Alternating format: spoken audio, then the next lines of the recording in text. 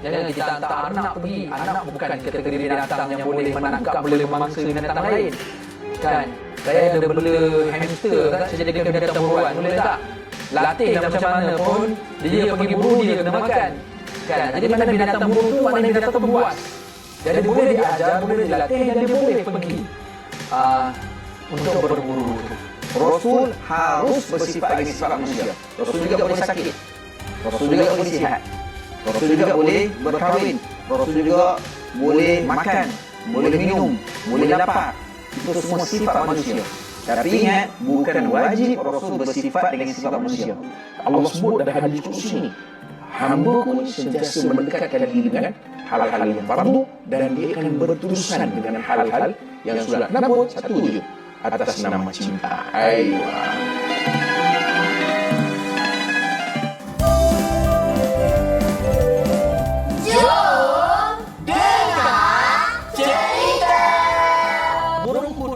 Cerita dengan Nabi apa? Nabi Sulaiman.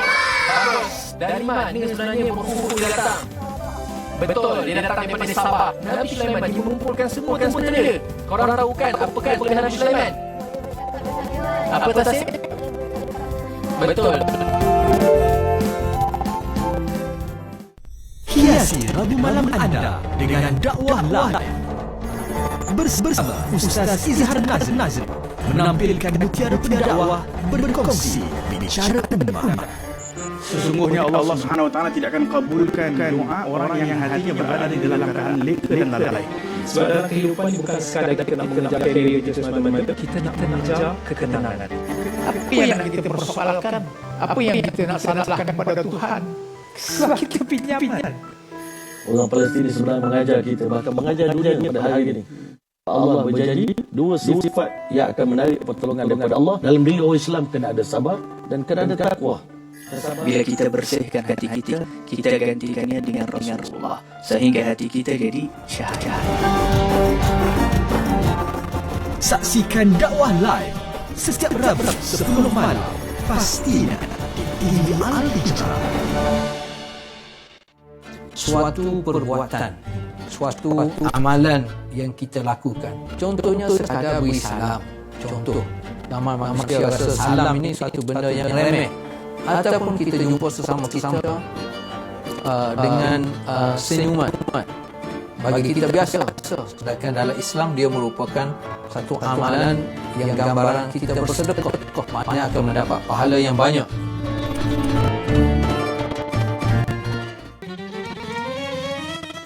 Abang, apa tu? Slow dalam abang.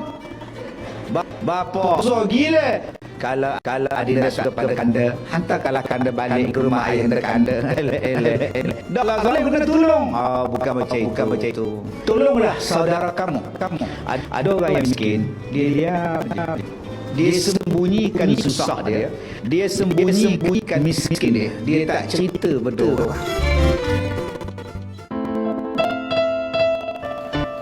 Maka mencari syurga itu bukan setakat dengan ibadat-ibadat tertentu saja. Dengan perbuatan dia suka bagi makan kucing-kucing tu, suka bagi buah-buahan untuk burung tu, suka bagi makan untuk binatang-binatang yang terbiak itu, boleh jadi ini menjadi asbab orang ini diampunkan dosanya oleh Allah Taala dan ini menjadi asbab untuk dia masuk syurga.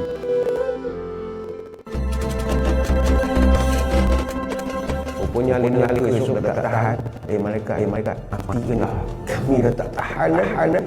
Nak mati macam mana dah mati? Atau menghumban, melempar, mencapak. Tak ada. Silakan, selamat datang, bertunjuk berlimpah. Tak ada. Semua permohonan ahli neraka tadi semua reject kan?